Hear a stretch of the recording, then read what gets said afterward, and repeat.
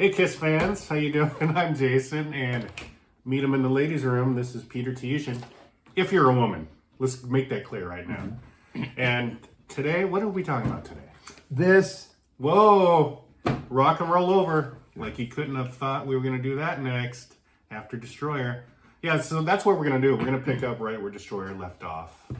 The Destroyer tour ends, and we get into everything rock and roll over here in this deep dive. Because when we did the first album, Hotter Than Hell, Dressed to Kill, that was really fun. Yeah. That was really fun doing consecutive albums. And when we started the channel, we didn't do that because we're dumb. we were just we just skipped around. What do you want to do today? Oh, Creatures, yeah. Elder next. We had no rhyme or reason. Yeah, no. So obviously Love Gun will be next. And then a special treat for you the rest of the summer. I think we're going to concentrate on the solo albums, are we not? Indeed. Yeah, so solo album summer coming up. It's going to be fun. Find out which is our favorite. Gee, like that's hard to figure out. We know which yours is. All right. But yeah, this is all about rock and roll over. So join us. And thank you so much, everyone who's subscribed and everyone who comments, especially you, Mark, who's watched every episode. Mark. Yeah. I mean, for somebody to have watched every episode, and what is this? Is this 19 or 20? We don't know. I can't remember. Yeah, this is 19 or 20. But, that's, a lot of the episodes are over an hour and a half long. I mean, thank you for watching every episode. And I wanted to say that it feels good that people watch it and some people really appreciate the type of content, because when I called you that time and said, you ever thought about doing a Kiss podcast? It's because I was thinking that the Kiss music just doesn't get props. You know what I mean? People talk about the makeup, people talk about drama. Too much drama. Yeah, just drama and stuff, and the whole spectacle of the whole thing, which is fun and which is cool. You know what I mean? Which we talk about a little bit if it has to do with the era of the album we're talking about and whatnot. But I really want to talk about the music. So I'm glad there's some people out there that really want to hear about the music. Absolutely. Yeah. So we thank you all, and share us with your friends, and let's build this up, man. Let's get this going. But thank you very much. But before we get into the details and everything, we have some stuff to show you, don't we? Of course. Well, basically stuff we get to look at and have fun. Yeah. Like we're kids again. Really quick, here's the Kiss Bible, which I pull out. Every time I come over here, I pull this out and I look through it, get a few facts in my head. But this right here, if you don't own this, you should. It's pretty pricey on eBay, really. But Kiss Alive Forever. Can't get it new anymore, huh? No, but They should. Kurt Gooch and Jeff Suze. I mean, there's already been a couple prints, right? Yes, but yeah, it's hard to find though, and if you do, it's gonna cost you a bit, but it's worth it. Yeah. This has all the info you want. It's like their touring history, basically, up until a certain point, like the farewell tour, I believe. But yeah, that has nothing to do with what we're talking about, but this does. Ooh, So you have the sticker in there. I'm gonna show the 2014 version first, because it has the sticker readily available, and a sticker from my one of my other copies. I'm like a lot of people, I have a pile of rock and rollers because the cover is so amazing. But every time I see it, I just have to buy it. Do you have one autographed by Ace? I just keep buying them. Do you? Yes. You really? Mm-hmm. Wow. That was the album I chose to have him sign. Really? Yeah. That's really cool. Yeah. The one album he didn't have any songs on. Yeah, he didn't have a lot to do with songwriting wise. He's on it. Oh, he's all over it. Yeah. So first of all, look at that beautiful cover. No. Just an amazing cover. Who doesn't love this cover? It's amazing. They really have three right in a row: Destroyer, Rock and Roll Over. Yes, absolutely. And then Love This Gun. would be the non-Ken Kelly album of those three. Notice that all those three albums, they're all graphic, or they're all fine art. There's no real photographs going on the covers of those three albums. And it's probably what makes them so classic. Yeah, there's a surrealism to it. The guy who did this ended up doing Sonic Boom. Didn't really affect me the same way. Sonic Boom when it came out, it's like, okay, that looks like a Kiss album, but it wasn't like every time I see this, I just got to stare at it. I didn't have to have a Sonic Boom T-shirt to wear it proudly, but this right here. But we both got our rock and roller. We didn't plan this, by the way. Just the symmetry, though, the colors. I love the blue and the orange. It's very 70s. Really, really cool, though. Really cool. Sometimes they'll take these faces and use them, say like on a coffee mug or just the jean. They don't do the same thing for me, but together, just the way it fits together, it's just got a great symmetry. And I remember I had multiple copies of this as a kid too. I have one on my wall like this and one on my wall like this. One with Peter and Ace up top. You know what I mean? Oh, absolutely. So when you originally got it, you got one of these stickers, and the 2014 gives you the stickers, and it really even cuts it in the same weird way the original stickers did. There's such a weird cut line for these stickers. Like you could take them apart in pieces. What other podcast talks about the cut line and the rock and roll over sticker? Well, I'm sure there are. There's plenty. So, and this is pretty darn cool. Oh, yeah. And in the originals, there was an order form, correct? In the originals? Yes. Not the originals, but the original. The original rock and roll over. So, yeah. I think it was their first order form, was it not? Such nice color on that label. Oh, yeah. You gotta like that cast blank. And this is the first album that didn't have a blue label at all, right? Because some of the like, Destroyers did. Some of those early Destroyers did. Yeah. And like I've said before, these 2014s are amazing. Great pressings. 180 gram. They're super nice. Pays to have a copy of each album. It's 180 gram. What else you got over there? You got a stack of them. And the sticker is very cool. And I read about the teardrop. Yeah, I got some others here. Read about the teardrop. There's a teardrop version. I don't have a ton of rock and roll variety. I don't have a whole lot of variety, but there's a 5-song EP. There's a really cool, crazy Mexican version, which I bid on a couple times. I just didn't end up getting, but there's a teardrop version, which was one of the clubs, Columbia House, one of the clubs. And somebody said it was a misprint. Some printer said it was a misprint. It looks on purpose to me. It definitely does. The printer maybe just did it for fun, but some people actually say, no, that's a drip of something that fell in there.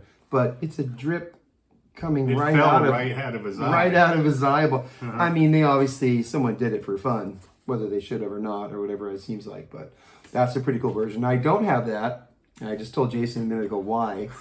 Because, 12, 13, 15 years ago, whatever, when these albums were all $3 or $4 at every record store, I cut around the dudes here and cut a hole here, and I made a rock and roll over clock with the teardrop version. Sorry, we don't have the clock to show you. So I'm a loser. I ruined the teardrop version. But I love these, man. I love it. Did you realize it was a teardrop version at the time? I knew it was teardrop, but I didn't know it was like necessarily rare at that time. Okay. I didn't know there wasn't as many books. YouTube was not really crack-a-lacking like it is these days. Here's the original sleeve with the same graphic on it. It's much thinner paper than the 2014s. I just love a good beat-up copy, Oh yeah. Copy that's been loved. I got some varieties of this one. That's here. Different. Here's the camel. Pretty nice. This is a primo copy somebody's always kept in this. I think they actually kept track of it and put little last stickers on it to tell when they coated the album with last and dated it and everything. So I love getting copies of albums like that somebody really loved. Yet another. What's that? Yet another album. Yeah, two more over here. Over there. I love that label. Yeah, here's an original copy. With that print on it. And I don't think I have the order form these days. I need to get the order form. Another original copy. I mean, I just love rock and roll over, and I love the cover so much that I just buy them. I see them for $5 somewhere or 10 or whatever. I just keep picking them up, and I get a bunch of them in lots also. Oh, this has 2 albums in it. What's going on here? Yeah, see, I got this in a lot, and it probably had the wrong. That's another. So I don't have a lot of an exceptionally amazing, like different varieties of the album, but I just love having a big pile of them. But you do have this. I do have a crazy beat 8-track. Really look how loved that is. This has been in a few Pacers, I think. Maybe a Gremlin as well. You Pacers, that's awesome. Yeah, and we were noticing on the back, there's 4 programs on an 8-track. The first program has "I Want You, Take Me" and "Ladies' Room" Part 1. Ladies' Room Part 1. An epic like that has to be broken up. I mean, come on. The second program has "Ladies' Room," "Calling Dr. Love," and "Baby Driver." So it's basically side 1, but mixed up a little bit. Program 3 has "Mr. Speed," "Hard Luck Woman," and "Love 'Em, Leave 'Em" Part 1. Mm-hmm. And then program 4, "Love 'Em, Leave 'Em," the sequel. "See You in Your Dreams" and "Make 'Em Work." Does it say sequel? No. But yeah, look at that. Look at that. Beautiful. Yeah. White, Very nice. the white shell version. Got some 7 inches. I really like his 7 Hard inch. Luck Woman. Isn't Hard Luck Woman like one of the first ones somewhere in the world with a picture sleeve? It could be. It I very think well be. somewhere in the world it was their first picture sleeve. Probably Sweden. I don't know. I'm just throwing that out there. That'd be sweet. That'd be sweet. Sweet. Uh, What's on the B side? the B side. It doesn't say on the sleeve. That's weird. Maybe it's just that on both sides. Mr. Speed. Mr. Speed is the B side. Mr. Come on. Come on. Mr. Speed rules. Yes. And then these are pretty. You can find a lot of Calling Dr. Loves Who Take Me's on the B side. And, I think, 75, 76, a lot of the 7 inches came in this here. You see people reprinting these sleeves these days. Nothing beats the original. Yeah. I think I have another Calling Dr. Love and Take Me. And then we got a Hard Luck Woman without a sleeve, and it's got Mr. Speed on it. Best B side of all time. That's an American. And then another Calling Dr. Love. Definitely a different, it's definitely a different version. Maybe it's a second print. What's got Take Me? So those, and then of course we got the mini, they call it mini vinyl reissue. Of course, it's not vinyl at all. Did you eat the bubble gum that came in that? It has I would. That's a pretty cool CD thing. Of course, like I said in the last, if your band gets these, no one's gonna buy the shit. Kiss puts it out. It's like, whoa, it's a mini record. Exactly. So there you go. Everybody wants it. And the remaster. And this is one that I don't have the original 80s pressing of the CD. I need it. Because the backs and all those Kiss albums look so cool because they have just one simple color and I need it. What else we got here? How about this? This is what would this be? A bootleg CD of the Budokan show? High quality bootleg CD. It with doesn't the say cover. which Budokan show. Probably the first one, maybe. April 2nd, is it? It doesn't have the date. Oh yeah. But it also has the Alive 2 studio tracks. If for some reason you didn't have those, you get them on this. Also, Yeah, this one's called Lost Alive 2 because Rock and Roll Party was going to be a Japanese live only. It was, I think, Japanese only live album for a time. kind of like Cheap Trick did for a while, and then Budokan was Japanese only at first. It was that was Yeah, that was at also at first. yeah. So that's what this was gonna be, and then they're like, no. Yeah, and ironically, it's also Budokan. This is Rock and Roll Party, basically. This is the second show. I don't know if this is probably there was an afternoon and an evening show. Maybe it's a compilation of them both, but DVD. One of the best Kiss performances, I would say. When you say this is them at their peak, April '77. This was the very end of the Rock and Roll Over tour. There's some great HBO footage of this stuff too. Yeah, many people have said this. They could not have got better at this point, and sadly, it was all downhill from here, live wise. But yeah, well, they did do. I mean, Love Gun after that. So, but yeah, great stuff. One of their best live performances, Tokyo '77. And then Coming Home. Ooh, okay. Yeah, Madison Square Garden. MSG. February 18th, '77. Can you imagine? Ooh, look at that. Let's show that DVD there. There's no place like home. The DVD is Blue Label, Casablanca.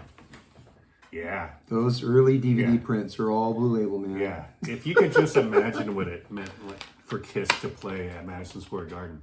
Paul used to drive by there, when he was a taxi cab driver. Ace as well. Paul has some story about driving by there when Elvis was playing there and dropping people off for the show and knowing someday he would play there. Because he was driving? Yeah. Because he was a baby driver at the time? Yes. See? He was just a little young lad. My humor just keeps coming. But Sammy Hagar opened. Sammy Hagar got opened. booed off. Got booed off the stage. So the story goes. I've heard him say it. Okay, it's true there. But he was going to do a bunch of touring with them. And he experienced that. And he said, hell no, I'm out of here. So he didn't really go on tour with them. Yeah. That was enough for him. Yeah, this crowd was hungry for Kiss. Yeah, so amazing that they played Madison Square. That's obviously the first time they played there. And they're on the Empire. Oh, that picture. Let's talk about the New York for 2 picture. minutes. That was like in June '76, I believe. Obviously on top of the Empire State Building. That poster. That's my favorite Kiss poster right there. I have a reissue of the poster, yeah. Right. Yeah, I think I had the original, and then I ended up getting from Floyd actually the reissue. What else we got here? Let's talk about this. Oh, I do have something else here. It's got Terrible Ted on it. Ted Nugent was badass, but man, you really shouldn't mix your politics too much with your music because you get half the world hating you. So, but some of these magazines, whether Kiss is in it or not, man, these old hip raiders and circuses, it's just awesome. I love flipping through these, and we noticed a little Kiss connection. Bruce Foster, people. Album on Casablanca, and he played piano on Nothing to Lose. Yes, he did. First non-Kiss member on a Kiss album, right I there. wonder who else is on that album. That's worth looking up. YouTube, Bruce Foster. It's on Casablanca Records and Filmworks. Mm-hmm. Yep. So these are so cool, and there's some surprises in here that are very, very cool. Just the names that were just thriving at the time. Like, there's a Stevie Wonder. Yeah, and he's never seen this article. Well, and he's never seen this article. That's really good. Yeah. That's really good. Man, that was a great one. And just look at this MXR ad. Man, these days are cool. The gear, the amps, the albums. Wait till we get to the album reviews. Everything is just sought after in here still. And this is what these days. This is what classic rock is all based on. All this stuff here, it's amazing. Look at this. Look at this PV stack right there. That's some badass PV stackage. Gary Wright when he was, dream weaving. With it, whoa! Look what he has. Look at that. It's a keytar. Keytar. Yep. Yeah. And he looks like Richard Simmons in that picture, doesn't he? We got Steve Miller action.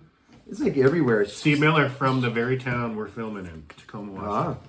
See, it's just the classics that everything is based on. It's all. And oh, look at this. You got Kiss, and this came out just right after Star Wars came out. What, a couple months after Star Wars was out, and you got a fresh article on Star Wars. I mean, just think if you're seeing this for the first time right after Star Wars came out, you're turning into a Star Wars. Star Wars and Kiss, that was my life back then. I mean, you got a Jimmy Page centerfold. Yeah. Dude, these are just cool times, man. And the reason why I'm really showing it is because this covers their visit to Japan. Attack in Japan. Yeah, covers their visit to Japan. And it's got a really cool kind of collage there. But these issues are just so cool. What else is in here? Jimmy Walker. Good times. Dynamite. We got some little feet. Yep. And right here I was going to show new album reviews. The first 3 new album reviews. I mean, these days, if you pick up a magazine, there's some new album reviews. Maybe every handful of issues, there'll be one classic album that makes it into classic status. But we got Burn in Sky, Bad Company. The second one is The First Foreigner. And then we got Wind and Weather and Genesis. That's such a great record. Just great stuff coming out left and right, so. And then how this tale ends is, we got the top 20 readers polls, and look who's got number 1 on the Circus Readers polls this month. Oh, so it's a readers poll, okay. Yeah, Circus Readers poll. Rock and Roll Over, number 1. Why wouldn't it be? Queen, Day at the Races is number 2. So Kiss is beating out Queen. And Zeppelin. Zeppelin, song remains the same. What is that top 10? Boston after that, Angel, Pink Floyd, Kansas, Rush, Emerson, Lake and Palmer, Stars, and Fleetwood. Rumors is number 11. Wow. Wow. Well, it must have been out for a little bit. Actually, got, this would be Summer 77. Free for All is 20. Free for All is a great record. Wind and Wuthering is 15. Yeah. Songs from the Woods, not my favorite. No. Jeff Dartolo, but it's Look at That, Hotel California. Wings Over Must have been America. out for a bit because it's 12. Or it had just 12 came at out. that point. It just came out and it hadn't really hit yet. And then real quick, before we get into the album, this is a circus from the next amount of months later. And it's got Love Gun as number 1. So it's like the reader's polls, man, Kiss is on top quite a bit. Yep. Absolutely. So that's some fun stuff. Yeah, Circus Magazine. It used to be really, really good. I remember in the 80s, they would basically just like film like a show, like Kiss, like in Little Rock, first date of the Asylum tour, and take some pictures, and the next 6 magazines would have just pictures from that same show. Yeah. And the articles weren't as good as they were back then. I ate it up though. Yeah, I mean, yeah, I was probably a couple years younger than you, Yeah, so I was going down to O'Neill's or Bag and Save and Spanaway and picking it up. Spanaway references. Yeah, and Hip Raider as well. Yeah. Ship Raider. Hip Raider was terrible. In hindsight. See, I just loved it too because I just wanted Kiss posters. I wanted Kiss pictures on my wall, so that's what I'm looking for. I even put the covers on my wall. I did love Metal Edge when that came out. My door had all my favorite covers from magazines I had ripped up. Okay, so into the album. First, we have to talk about how at the end of the Destroyer era, summer 76, Beth is riding high on the charts. And they were probably feeling the pressure a little bit. But they decided not to go with Bob Ezrin for this one because, first of all, they probably wanted to please Ace and Peter, who did not want to work with him. Mainly, that's probably it. Yeah. And it wasn't going to work twice. Yeah, they wanted to just get back to basics, They didn't really want some guy blowing a whistle in their face, Gene and Paul got along with Bob, and everything went well. But that's not the album they wanted to make twice, not in a row anyway. So they decided to try to get Jack Douglas. What happened there? Did they even realize that Jack Douglas was a protege of Bob Ezrin? Did they realize that? I don't think so. So, they try to get Jack Douglas. He lets Bob Ezrin know. And apparently Kiss hadn't told Bob that we're not using you. They did not get Jack Douglas. And if you don't know who he is, obviously he had just did 3 really good Aerosmith albums. So they wanted to enlist him. That would be a good guy to get back to rocking. But no, that didn't work out, obviously. So, hey, how about the guy who produced our first demo that got us signed in the first place and obviously live. Yeah. Okay, let's talk about Eddie Kramer for a second. Okay, he's born in South Africa, first of all, moved to England in the early 60s, mid 60s, and then he gets involved with all these British bands, the Stones.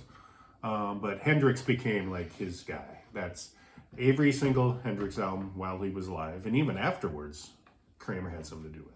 Whether it be recording, mixing, engineering, like he was Jimmy's guy, absolutely. So, and then some British band called Led Zeppelin. He engineered and probably partly responsible for that drum sound. Engineered and mixed everything from Zeppelin 2 to like Song Remains the Same. So, and then he mixed Humble Pie live at the Fillmore. He was really good at live albums. Yeah. So it's no wonder why Kiss wanted to work with this guy. And they used to run into him at Electric Lady, like when they were in Wicked Lester. And then Ron Johnson, who produced Wicked Lester, gave Eddie a call and said, "Hey, Gene and Paul, those guys down at the studio that they got this hard rock band together now. Will you produce their demo?" And he said, "Sure." So they did it, and that was what got him signed. And a lot of people even prefer those demo versions over the album. So he was on their radar. Obviously, when they decided to do a live album, Bill Cohen called him up and said, "Well, you want to produce a Kiss live album?" "Yes, I do." Actually, did you hear the story about Tom Schultz and that whole thing? No. Yeah, so a Cohen calls up Eddie Kramer, says, "Do you want to do a Kiss live album? He goes, oh, let me call you back in 5 minutes. And he had this demo tape, not a demo, but a recording from this band called Boston. And he ended up calling Tom Schultz up and saying, Did Boston ever make it anywhere? I don't know. just a little bit. So he told Tom Schultz. I hear they're just a rock and roll band. They're smoking. Yeah. So he told Tom, he goes, you know what? I've listened to this album you sent me. I can't do one thing with this. Release it just as it is. Hung up with him. And that's the album? And that's the album. Hung up with him. So he chose not to do Boston and did Kiss instead. And both became successes. Man, those first 2 Boston albums. God, they sound amazing. They sound amazing. Absolutely. So that's how he came to do Alive. And obviously, I mean, it's hard to say he was their second choice, but he kind of was because he wanted Jack Douglas. But Eddie Kramer, so he would do, let's see, Alive, Rock and Roll Over, Love Gun, Alive 2, Studio and Live. Ace's solo album, Alive 3, and that's it for Kiss. Did Fraley's Comment. And he has said in interviews that I know if we got together, we can make a classic Kiss album or at least a Kiss single or something. Like he still wants to work with him. Why wouldn't they do that? I mean, now it's probably a moot topic, but there was a time when they should have did that. Well, I think they know it, like with Destroyer. You listen to Dressed to Kill; it's pretty dry. Not a whole lot of expansive reverbs and whatnot. But on Rock and Roll Over, there is a lot of toying around with the reverb on guitars and stuff like that, and certain vocal parts. And some of that probably came from suggestions from like Gene and Paul, or you know what I mean, because they learned that. So I guess what I'm getting to is they're going along on this journey and they learn stuff from different people and they saw, you know what I mean? Maybe they thought they don't need Bob for some of that because they learned a lot from Bob to take some of that with them. So yeah, absolutely. So Eddie comes in and hey, great choice if you ask me. Who knows what Jack Douglas would have did, but he would have made it sound meaty. That's for sure. Yeah. Man, Toys in the Attic and Rocks. And then later on, Cheap Trick's debut album, right? Yeah. So, but Eddie Kramer comes in and they start recording. First of all, Eddie decides we're going to record this in a theater to get that live sound. So they go to a place in Nanuet, New York, called the Star Theater. I looked it up. It was only really in existence between 75 and 78. Burned down in some mysterious fire. And I guess Frank Sinatra had a stake in the place. I don't know. Coincidence or not, fire? I don't know. But anyway. Any horse heads? So they record, and from what I understand, it was in the round. But they put Peter in a bathroom, didn't they? And with a video camera. Yeah, there was a video system. Yeah. Which is weird because they didn't have that when they did Destroyer in the elevator shaft. But now all of a sudden technology is taking over and they got money to blow it on. Yeah, exactly. So some people watching this are musicians and they already know what I'm going to say. But some people might even be engineers and they totally know what I'm going to say. They could say it better. But, I do a bit of recording myself at my studio and studios up the street and stuff. And the reason for all of this is because you mic the drums in a room and you get a fairly big room. They're trying to get this Bonham sound, which everybody still to this day is trying to get. But it's partially room and it's partially player and how you tune it and how you hit, The idea is you got these mics, condenser mics that are usually for overhead drums.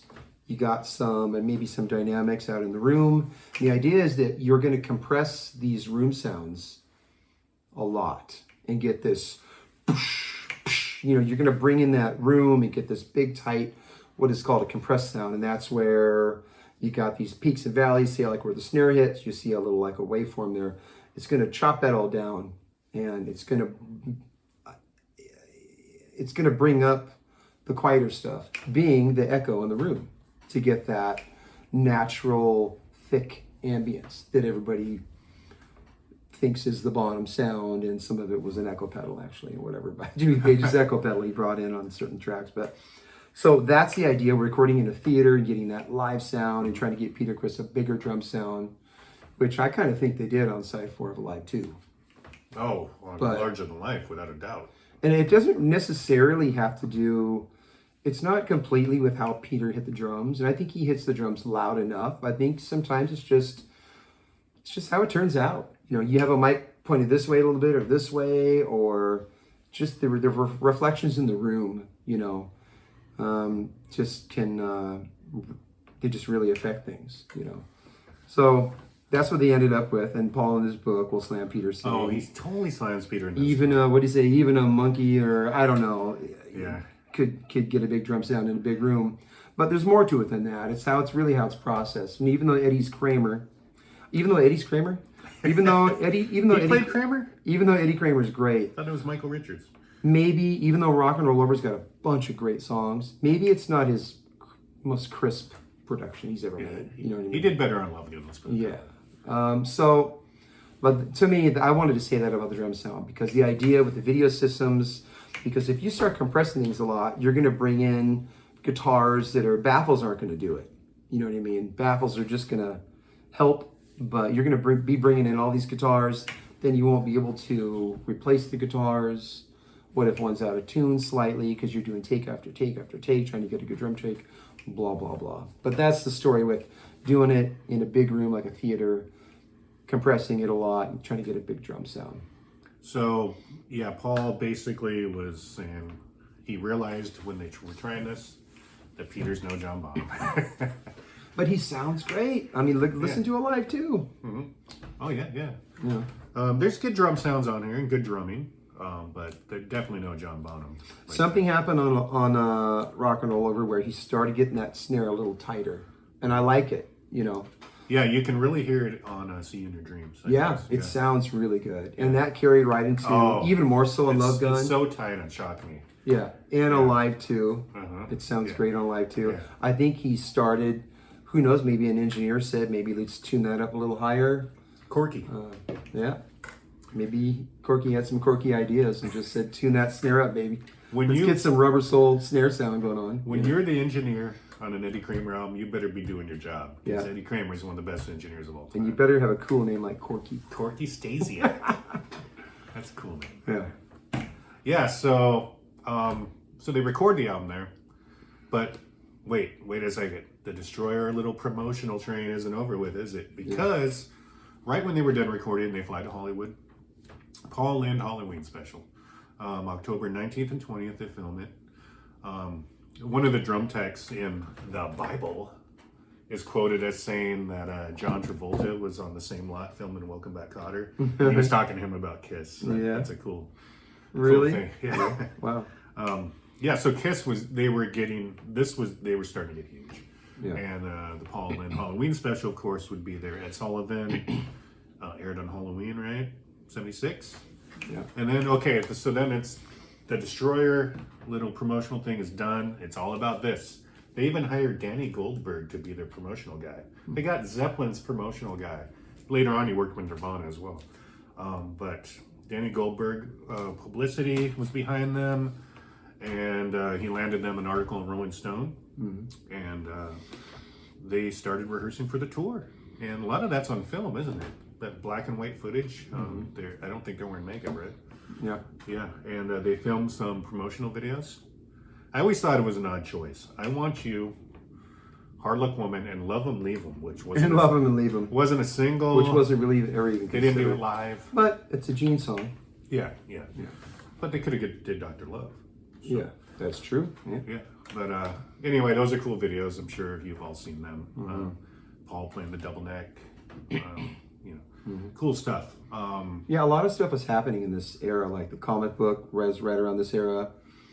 Drawing the Blood, putting it in the first comic. Also, the appearance in Howard Duck was right around this time. Yeah. If it wasn't around this time, it was right after and before Love Gun. As was something else, which I'm going to talk about later. They're doing rehearsals. Then they start the tour. And check out the name of this tour, Peter. Winter 76-77 tour. Yeah. Whoa! That's what they officially dubbed the tour. Uh-huh. Okay, so they started in I want to say November 24th, and some of these opening bands: Uriah Heep, come on, Uriah Heep and Kiss. Just a little band, Uriah Heep opening for Yeah. you. Keep in mind, this wasn't, the David Byron fronted Uriah Heep. It was John Lawton, but still good. I mean, Mick Box. I mean, come on. Yeah. Some guy named I think he went on to do something. Tom Petty. Tom Petty? Tom Petty opened it. He played his first arena show on this tour. So yeah, and then then of course, this was the tour where Ace got shocked. Yeah. Yeah, and I think that happened in Florida. Florida, yeah. There's pictures of it. Ace laying on the ground, touched the metal railing, and wasn't properly grounded. which is kind of amazing because it caused them to be one of the first big bands to go wireless. Yeah. Right after that. Yeah. So they went wireless because he got an awesome song out of it. Yeah, Lakeland, Florida just came. So yeah, the tour. I was looking again in the Bible, and every night sold out. Like attendance 18,000 out of 18,000. Yeah. So yeah, just this was Kiss really riding the biggest wave of popularity they've ever had. They started to do Beth on this tour for the first time. Apparently they did actually try To a tape. Yeah. Well, they tried at first to do it, with instruments, and it didn't work out. So of course Peter sang to a tape, and that's all he's ever did. So it's just perfect at this point because, nothing could be better than a live, but it was a live album. So then they had to prove something in the albums, in the studio albums. And Destroyer, they got a little freaked out as it was coming out, did we go too far? Paul and Gene aren't real big fans of Beth. It becomes the huge song, but got them on another level. And then they hit them with a rock album. And they just did everything perfect, all through here. Yeah, absolutely. This was, when I think of the rock and roll over era, it's only like 7 or 8 months of a 50-year career. I mean, it was quick. It came and went, but it was huge. It was monumental. And there's a reason why a lot of fans would call this their favorite Kiss album, at least from the 70s. So yeah, excuse me. So Hard Luck Woman is released as the first single. They release another Peter song, right? And it does well. It wasn't the mega hit Beth was, but it reached number 15. And they even tried to perform it live, a couple times, at first on the tour. And it kind of fizzled out as far as performing it live. And then, so the big date, which we already talked about, was February 18th, 77, Madison Square Garden. That right there was their dreams coming true. Absolutely. Then the tour finishes up in the States, and they go to Japan, selling out Japan, all those places over there. So Kiss were at their peak. Japan, I didn't realize this. I just read it last night, but for a lot of money, I guess, they sent their new stage over. So for Japan, that was the first time the Love Gun stage made an appearance. Okay, yeah. In Japan, kind of cool. But they were wearing their, those, their rock and roll over. Yeah, I mean, it was rock and roll over, but yeah. It wasn't really necessarily called the Love Gun stage, I guess. So it was just their they had new the stage. stairs. Yeah. But they premiered it in Japan. Right on. Yeah, because Love Gun had already started to be recorded, and then they went over to Japan. So they were already starting the next phase. Yeah. So yeah, the actual music on this album, let's talk about it. Okay, what's the first song in there? See You in I Your Want Dreams. You. I want to see it. Yeah, they have it listed in a funny order here, which would be awesome to Yeah, we were looking at this, like, would that work? And it does. It really works. I wouldn't mind making a playlist with the songs in this order. It'd be the rare Kiss album where a Gene song opens. See You in Your Dreams. Oh, the first 2 songs would be Gene songs. Yeah. Wouldn't that be weird? Yeah. So, yeah. So the first song, though, in reality, is I Want You, right? I guess he wrote it as sound check, I guess. Kind of reminiscent of like Black Diamond, you got the acoustic opening, Paul singing gently, If you never heard it before, you might think it's a ballad, but all of a sudden all hell breaks loose. Yeah, I Want You, come on. It's kind of like that Sabbath thing where, like, with Fluff, there's a little intro, and then boom, hits him with the heavy riff, Or Zeppelin with, the little acoustic thing, and then Communication Breakdown. Yeah, totally. Yeah, so, yeah, I Want You, I mean, I preferred the live version with all the vocal gymnastics by Paul. Totally. But yeah, you can't go wrong with I Want You. Paul wrote Can you it. do that for us right now, though? Can you Yodel? No. Can you yodel? Yeah. Oh my gosh. If I was on the Swiss Alps, maybe, but Yeah. Yeah, for me, dude, every song, just right down the line, every song is killer, no filler. It's even recorded kind of perfect for what it is. You know, it doesn't, the recording doesn't really shine in a pretty way. The high end's not real tight, and EQ'd real nice. It's pretty raw, but it's perfect for really how these songs are. These songs are straight ahead, they're fun, good straight ahead stuff, you know. So. You know one thing they nailed in this album, and they were starting to really get it going on Dress to Kill, is the background vocals are amazing. Yeah. Yeah, it's like on See You in Your Dreams, that whole thing they got going on. Yeah. Yeah. So, Take Me. Take Me is great, man. Take Me is great. And if you believe Sean Delaney, who, you know, they're kind of the fifth kiss, if you will, he wrote the whole thing. You said he basically wrote it. Yeah. Now, he did say some funny things later on before he passed. So, Yeah. personally, I mean, I don't know. Paul's name's on it. That's a classic Paul Paul- song, though. Paul- maybe I wish Paul- it always got played more. Yeah. You know, there's that misprint on Alive 2. And I always wished it was on, you know, Live 2. They did do it on the Love Gun tour. Well, this tour and the Love Gun tour. And I think did they do it on the reunion tour? I believe they did. Yeah, I want to say I've seen it live from Tiger Stadium. And, Take Me? Yeah, I think they did that early on.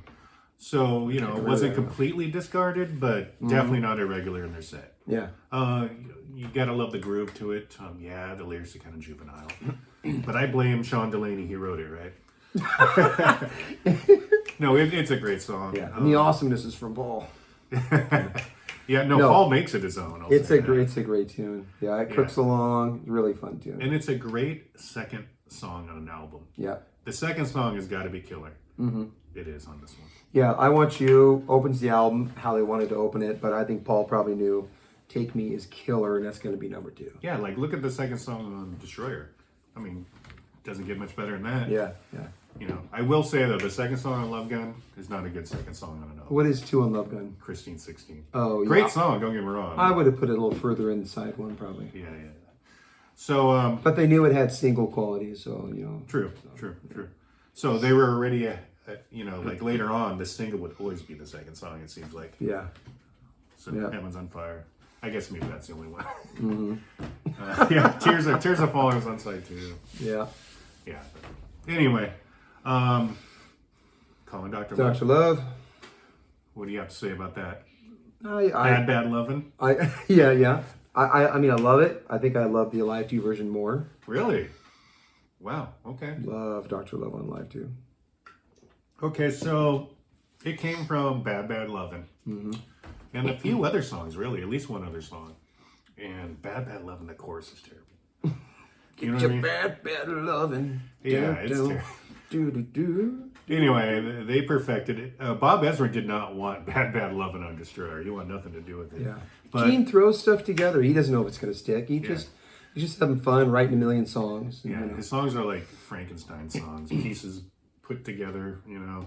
But Calling Dr. Love works. It's a classic. You know, it was a classic the day this album came out and you put this album on. It was like... That's a great Tone Loc song, isn't it? Isn't that sample on Tone Loc a little bit? Or maybe... Tone Loc sampled Christine 16. Oh, it is. Yeah, Christine. yeah. It is Christine. We'll get to that next episode. Love Gun. Our Tone Loc episode. Yeah. But yeah, Stone Cold classic. Ace's guitar solo, amazing. I could say that about every song on this album, though. And I Want You has Paul starting a solo. Paul Actually, we starts didn't the mention solo. that. Yeah, kind of like... Ace finishes it. That's, you know, they've done that. And Paul's little first part of the solo is pretty good. Yeah. It's pretty badass, yeah. Yeah. I like when Ace takes over, though. Like, you always know, like, okay, there's Ace. Yeah, he's definitely got control. They did the same thing the next album, My Story of Love, as well. But yeah, Dr. Love, incredible. He got the inspiration for the title, anyway, from Three Stooges episode. Gene does that. He gets inspiration from weird places like that. But that's what you got to do, you know? Keep your ears open. Daily Planet. Yeah, absolutely. Ladies' Room. That's Gene playing that opening rhythm guitar. And I think it's awesome. I love the tone. It's nice. Yeah, that song's got a great mood. It's got a bit of a mood to it. You know? Yeah. We used to do it live, and Dr. Love and their singer would fuck it up all the time. Why can't you get those lyrics right? It's so simple. But yeah, super fun song to play. What do you think? More cowbell, or is there just enough?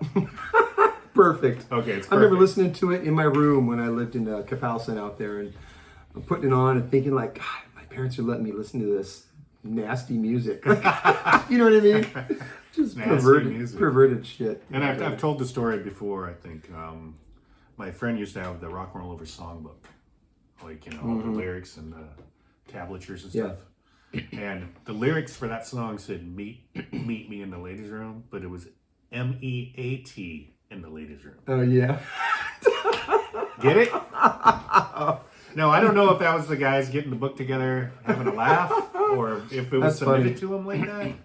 That does remind me, the book, when you said that and I visualized the front of the sheet music book, Rock and Roll Over, it's kind of streamlined as far as, I mean, it's that album on everything. It's even like the promo kits, the press kits.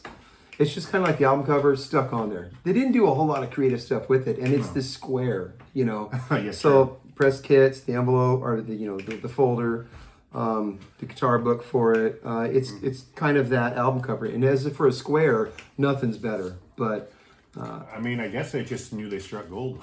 But in Japan, there is the gatefold version of the LP, which I don't have, that has the bikes inside, right? Has a bike shot. Okay.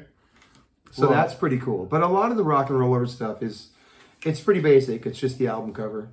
Mm-hmm. Yeah. So, yeah. I mean, come on, people. Yeah. I mean, who cares, really? It's amazing. Yeah, but Ladies' Room, I'm going to say so far in the album, that's my favorite. I love it. I just love it. Jason loves his favorites. I do. Yeah. And to me, also, I could hear the song being on Dress to Kill. It's short. It's about sex. It has a good groove. You know what I mean? It's catchy. So right after Ladies Waiting. Yeah, exactly. Yep, they're waiting in the ladies' room, right? Yeah, totally. Meet me in the ladies' room. Tell us about Baby Driver. Baby Driver is a Kiss song. We give the best info here. So it's what is it? A lip song? It was a lip song. Yeah, it's a lip song, and all Peter's songs are rehashed lip songs. Yeah. It's great though, and whatever Paul and Gene did to it, they did the right stuff. Have you heard the demo with Gene scat singing during it? I think he's just giving Peter an idea how to sing it. If I have, it's been a while. I don't remember it. Yeah. How was it? Scatty? It's very scatty.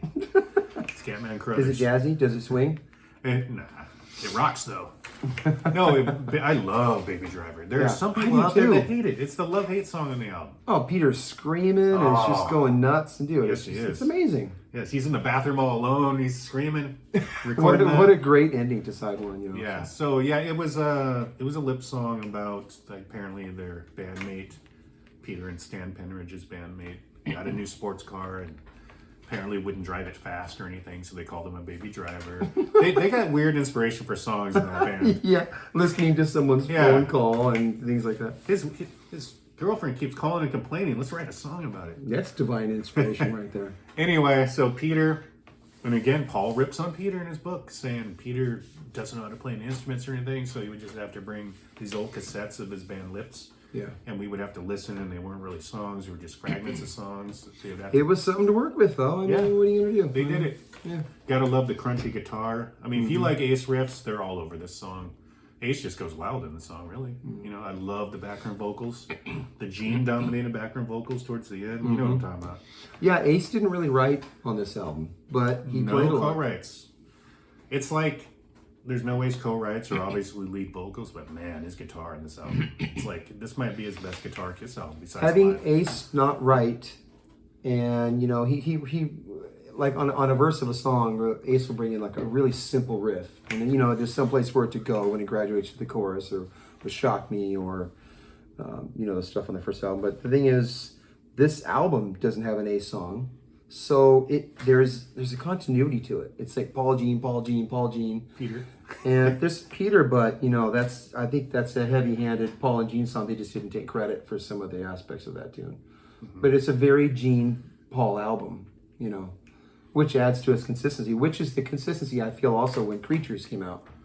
You know what I mean? All of a sudden, it's just Paul and Gene dominating the whole thing. So that's important because There's a good continuity to it. Paul and Gene are taking over the band at this point. Yeah, true. There's already there's a story of Peter smashing one of Paul's guitars against the wall during this, Acoustic. and Gene telling Peter he's illiterate basically. So problems were arising. Yeah. As far as I know, Ace behaved himself and was there and did all his parts. This is all 4 Kiss members. They're the only ones that play on this. Now, with that said, it doesn't mean, like I said, Gene plays some rhythm guitar on it, so there might have been some things going on there. Yeah, it's 4 of them though. It's 4 of them, and Baby Driver. I love it personally. Yeah. Love his vocals. It's nice to hear him do a rock song, So side 2 begins, and what do you got there? The ultimate road song, the ultimate groupie song. Love 'em, leave 'em. How about that build up? So Love 'Em and Leave 'Em, that is a great, silly tune. Oh yeah. I've always loved it. Rock and Rolls Royce. Yeah. Another demo from August '75. They did those demos for Bob Ezrin. Another Bob Ezrin rejected song, by the way. But they made something of it. He reworked stuff. Yeah. And, in the video, he's got that going on. Is that the one where Ace is pointing at his guitar during the solo? I think so, yeah. No, anyway, you couldn't start outside 2 any better, right? Yeah. I mean, I love that it's, the simple riff, Peter's drumming, oh man, it all comes together and hits that groove. And then Gene is singing in his newly adapted demon type of voice, He's really going over the top demon on that one. Yeah, he is. Which is weird because it's just about sex. Yeah. There's nothing God of Thunder like about this song. It's demonic sex. Yeah. Ooh. Okay. Yeah.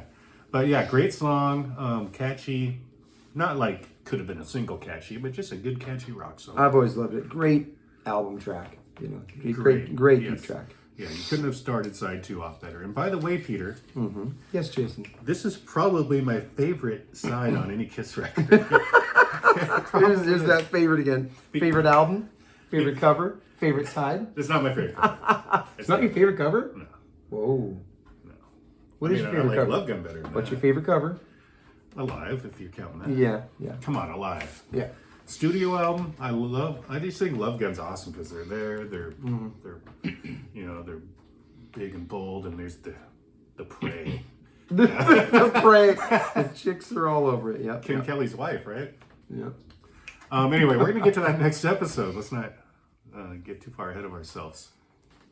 You did it. Mr. Speed. I know I did. Mr. Speed. Yeah, Mr. Speed. It's okay. I don't know. You, John Five, play that riff. It's filler. As soon as somebody puts like an old Kiss guitar in his hands, he plays Mr. Speed right away. You know that? If I know how to play that, I play it all the time. That's a great too. riff, man. That's a great riff. All kidding aside, my favorite Paul Stanley song, Mr. Speed. Yeah, absolutely. Love it. If you've watched our top 20 Kiss songs, from the makeup here, it's number 2 for me. It's number 2, but it's your favorite Paul. Kiss song from your favorite Kiss side this is your favorite Kiss album. Yes. So it should have been number 1, bro. Deuce, bro. Come on. All right. It's my favorite Paul song. And that riff, man. It's all about that riff. Yeah. And his vocals and the guitar solo. I've said it before on this show.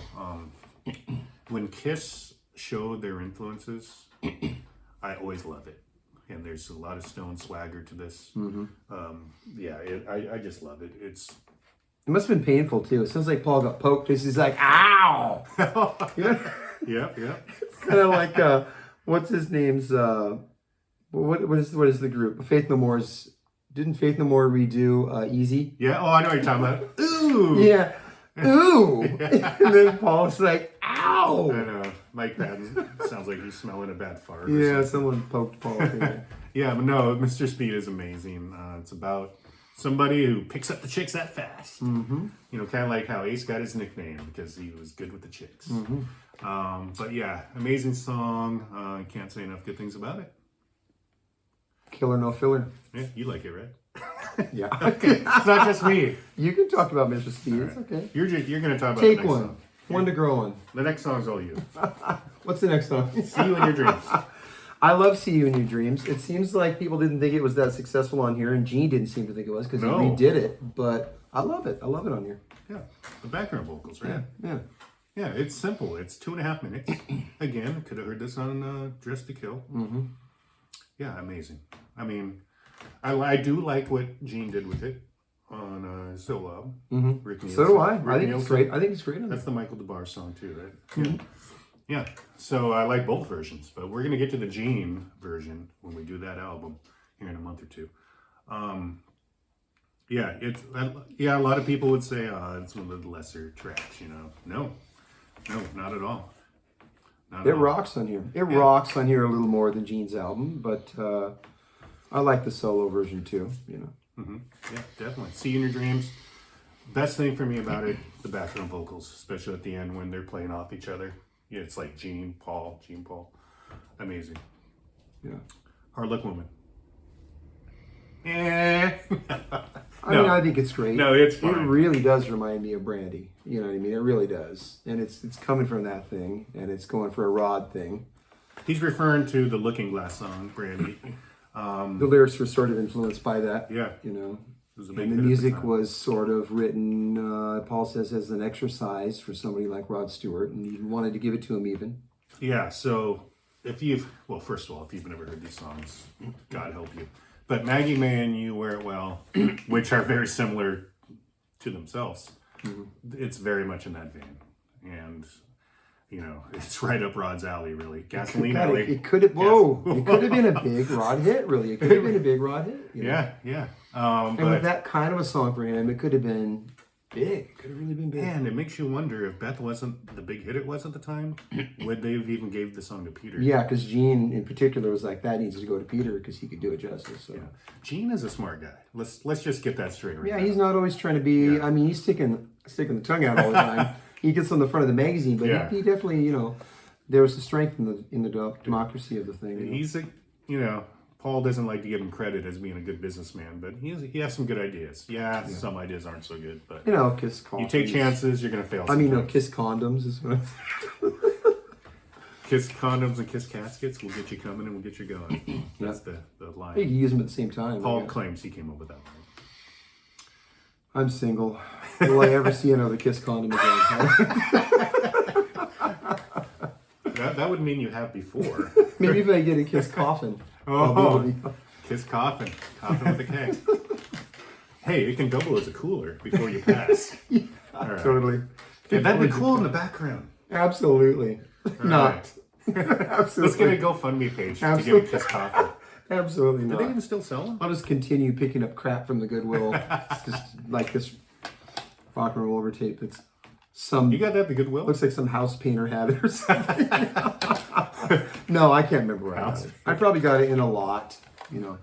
I like my Kiss stuff. I like a fair amount of my Kiss stuff. Nice and beat to fuck. You know what I mean? Mm-hmm. Just like it's real, it's been used, and I just cherish it. Came from the 70s. I cherish it. Yeah, absolutely. Yeah. Fancy reissues with amazing splatter vinyl. I pick that kind of stuff up once in a while, but most of the time I like my stuff good and beat. If you would have found this like brand new, it wouldn't have been the same. Yeah. You know, you'd be like, what? No one fucking listened to it? Yeah, I'm not It's even been out since 76. Yeah, if it's brand new, how are you even going to get a disease off it or anything? You know what I mean? Exactly. Yeah. So, look at that. Look at that, people. Thing of beauty. There's your thumbnail right there. Yep. Yeah. Okay, so Hard Luck Woman, I mean, it's good. It's a good, well-constructed song. Peter does a great job. It's a great song in that it adds that variety on the album that's needed. Yeah. It doesn't go quite as severe as Beth did, because Beth is sappy, you know what I mean? But Hard Luck Woman is still a rock song. It's good. Yeah. It gives them that little, peaks and valleys they need, and it's great on a live too. Also for that reason, it's a break from Star Child and Demon. Yeah. You know what I mean? Yeah, obviously they didn't do it on the Love Gun tour. That's from Soundcheck. Yeah, they re-recorded it. But great. still, it does good on the album. Does good on this album, I think, for the same reason. Yeah, it's good. It's on my favorite side of my favorite Kiss album. Indeed, your favorite. Yeah. So, is it my least favorite track on that side? Yes. But you got Love and Leaving Mr. Speed, See in Your Dreams, and this next song Yeah,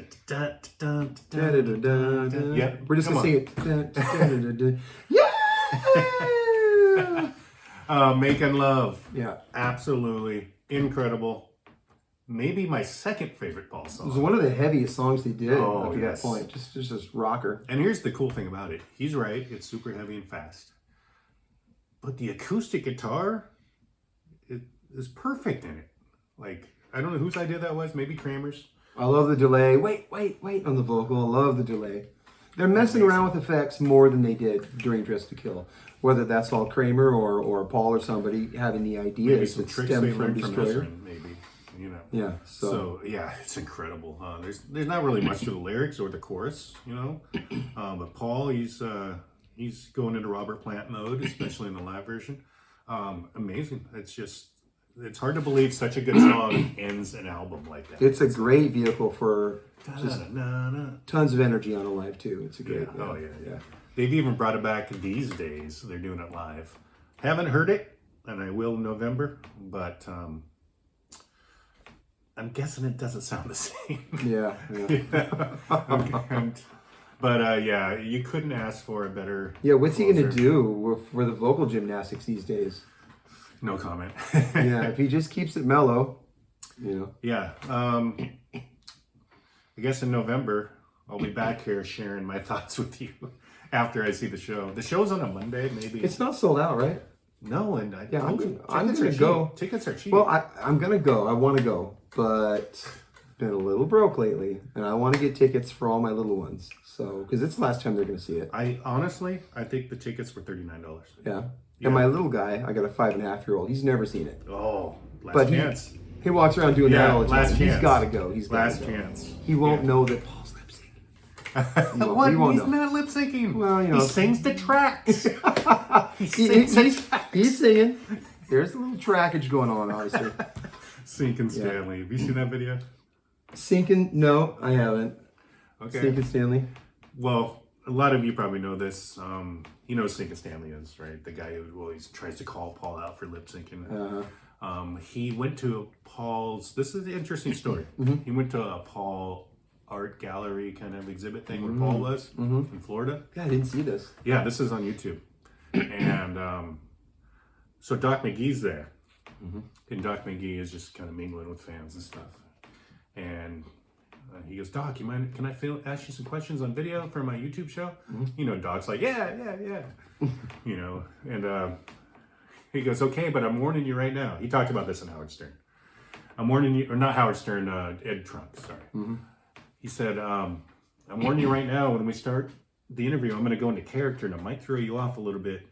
And Doc's like, yeah, go ahead. Maybe Ask I me did anything. see this. Yeah. So Doc, you know, it's just Doc on camera. And he's like, so does Paul Stanley lip sync? Yeah. And Doc's, you know, he's being professional. He's not being a dick or anything. He's like, he sings the tracks. He must have said it like 5 times. He said, yeah. Yeah, he sings the track. He is singing live, but he's singing the tracks. You know, so He's singing a certain amount of the time, and you know, he just doesn't want to let the whole Kiss thing down. Even though, you know, his voice kind of gave out years ago now, but it's sad because, dude, what a powerhouse. Yeah. It's just so sad to me that could happen to that guy with that voice. You know what I mean? Because just Paul just rips it up, dude. To be fair, It's too bad. is he 70 now? He's close. He to had a 70. great run, obviously. Yeah, but what a powerhouse. Oh yeah. I mean, it's not to the point where it's like yeah, I've heard some singers like Don Dawkins or certain other people. Yeah.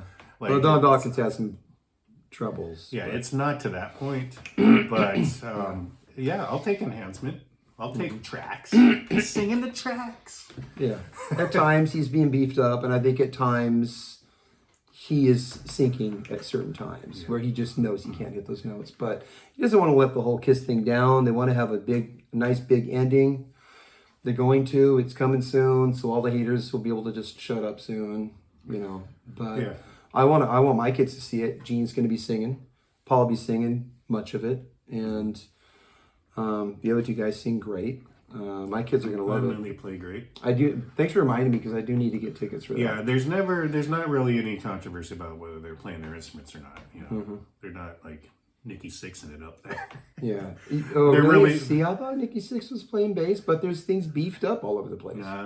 From what I heard, he's not at all Wow. on this last tour. According to Mick Mars. Are you Team Mick? Well, yeah. Are you Team Mick? Well, I'm in the middle somewhere, I guess. Okay. I don't really know what's... Okay. Anyway, long story short, seeing Kiss in November. Sounds like he is too, right on. We'll meet up there. And we'll report back to you. But that's a long ways from now. We just finished our Rock and Roll Over little excursion here. There is one little story I wanted to tell about around something that happened around this time. I will in a second. And then we're going to get to Love Gun next. Hopefully, maybe you're probably busy with your band next week, but maybe the week after that. Around 4th of July-ish time, right? Yeah. But not 4th of It would be July. an explosive episode. So, The bad puns, I got them all day. the little story I wanted to tell is, this is in Paul's book. So around this time, I think it was right after this tour, and it was right before they started working on Love Gun. Paul went to see this band called Van Halen at the Starwood with his date Lita Ford, Yeah. who was 19 at the time. I never knew they dated. You know, he didn't really call it dating, but they were hanging out. Come on, Yeah. yeah. You know. Anyway, so they see He this. said they had a lot of fun. Yeah. Whatever that means. Yeah, use your imagination. So, as you can probably guess, he loved Van Halen. So yeah, he brings Gene the next day to the Starwood, and apparently George Lynch's band, the Boys, were opening up and did a version of Detroit Rock City. But that's not the story here. Gene loves what he's seeing, but he's not really letting it be known to Paul. So the show ends, and Gene gets up and walks away. Paul's sitting there, and unbeknownst to Paul, Gene is backstage. Working some magic. Yeah, he comes back to the table and still doesn't mention to Paul anything about how he's backstage talking to him. Long story short, Gene produces their demos, finances them flying to New York and all this stuff, and he's a big fan of this band. He wanted to change their name though to Daddy Longlegs. No. Van Halen's a cool name. I'm sorry. Anyway, long story short, Paul and Bill Aucoin decided they didn't really want much to do with the band. Not because they didn't love the band, but they wanted to concentrate on Kiss. And Gene always had his side projects. But hey, if that wasn't the best side project of all time. Gene bought David those black leather pants. Yeah. He took them shopping, bought them stuff. You know, Gene's very generous. You know, he can be very generous. He's a millionaire now. So. Yeah, at this point he was. And then, of course, as we know, Eddie and Alex played on some demos, right? Like Got Love for Sale and Christine 16, I believe. But, you know, as we all know, Van Halen signed with Warner Brothers Records. Gene said, okay, I'm going to tear up this contract. You guys go. Yeah. Have yourselves a good career. And guess what? They did. Yeah, they did. There was other Van Halen demos before and I think after that, but those are cool demos though. According to Gene, because there's like 15 songs in there, you know, all the songs from the first album, some songs on their second album. Gene says he even arranged some of them. Yeah, some of those for my arrangements, he said. It's called, you can look it up, Van Halen Zero, it's usually called. It's really good. Yeah, really and there's lots of other demos out there, and the Van Halen demos are kind of like the Gene thing. They're just all mixed up all over the place. I mean, this part is from this song, this part's from House of Pain, this just became this. It's really fun listening to the Van Halen demos, you know. There's even a song on there called She's a Woman, or She's the Woman, that ended up on their last studio album, Different Kind of Truth, which is really good too. That song is really good. Good album, actually. Don't judge it by that song Tattoo. It's, Yeah, so anyway, that's our Van Halen talk. Favorite Van Halen album? You know I like my favorites. I know what you're going to say. I don't really have Say. one. Well, it's the first one in 1984. 1984 is what I thought you'd say. Yeah. I do listen to it the most because like House of Pain and stuff. Oh my God. Yep, Fair Warning. Fair Warning? And the first. You're one of those hard rock guys, Yes. aren't you? Yep. Yeah. Come on.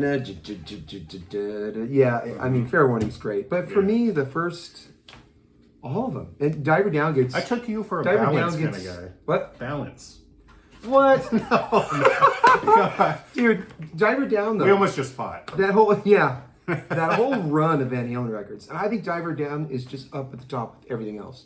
I know it has a few covers on it and whatever, but dude, Dive Me Down is great. It's a fun album, and it does kind of sound like they kind of got it out really quick. It doesn't feel like that to me. It feels like the production is great. Got the Kinks cover on there. Intruder Another going Kinks into cover. Pretty Woman. It's amazing. Oh, it's good. It's yeah. good. Yeah, I love it. Yeah. So little guitars. Yeah, great album. Mm-hmm. All the rock stuff. Come on. Yeah. You know, I even like some of the Sammy stuff. But for Sorry, me, Dr. Fuck. but for me, the first Van Halen, oh my God, what could be better? In 1984 is just kind of like them perfected. Mm-hmm. You know, and the production just sizzles on that and just compressed so nice. That was Ted, right? Yeah, although Eddie Van Halen says Ted was gone a lot, but just like Kiss, Eddie had probably learned a lot at that point. So absolutely. So yeah, Van Halen and the engineers. Yeah, right on. Okay, so that was a great Van Halen episode. I'll do a Van Halen episode if you want. Yeah, I would too. Yeah. Oh, maybe we should just do one on the Gene demos. We can kind of connect it. True. Okay. True. Thank you for watching. Please subscribe, comment. We love seeing your comments. And we're going to come at you here in a couple of weeks with Love Gun. Love Gun. We got a big Love Gun coming your way. Whoa.